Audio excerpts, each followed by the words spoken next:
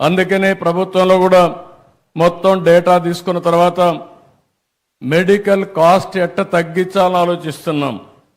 ఈరోజు పేద కుటుంబాలన్నీ చితికిపోతున్నాయి.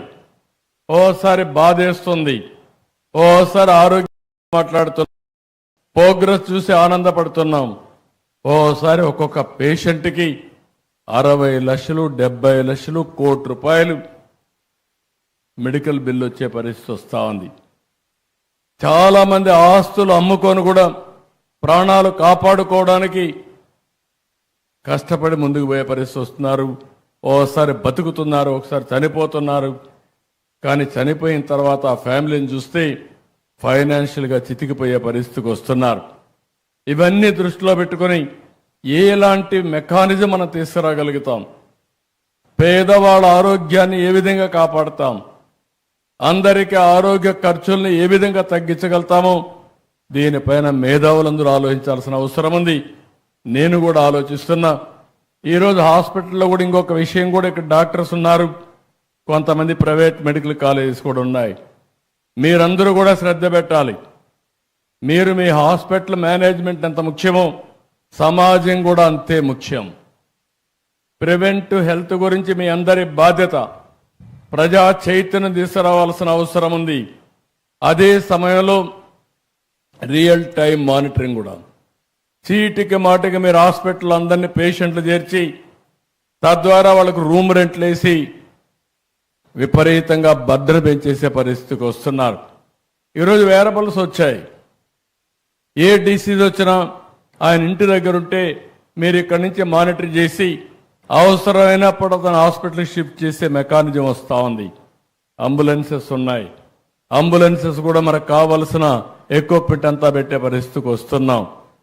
అందుకని అందరం కూడా ఆలోచించుకోవాల్సింది, రాబోయే రోజుల్లో మానిటరింగ్ కూడా పేషెంట్ ఎక్కడుంటే అక్కడ చేసి అవసరమైతే హాస్పిటల్ తీసుకురావడం, అవసరమైతే ఆపరేషన్లు చేసే పరిస్థితి రావాలి. అప్పుడే కాస్ట్ తగ్గించగలుగుతాం.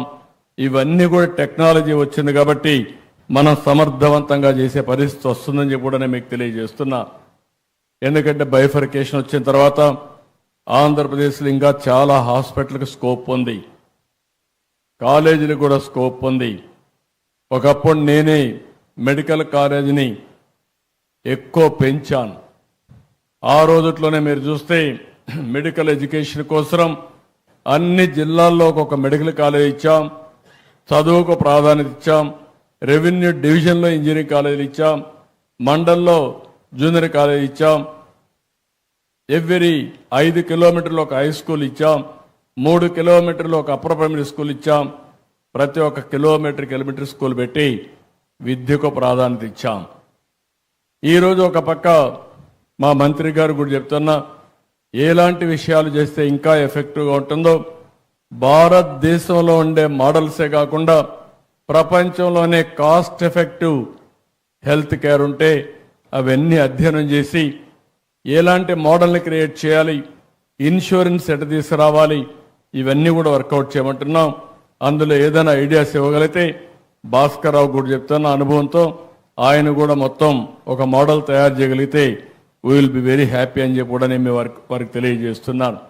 ఇది కాకుండా వారు ఒక మాట చెప్పారు, ఏదైతే హెల్త్లో నాన్ డాక్టర్స్ ఒక పక్క మెడికల్ స్టాఫ్ ఉన్నారు, కానీ ఒక డాక్టర్కి సపోర్టింగ్గా 10 మంది అదర్స్ ఉన్నారు.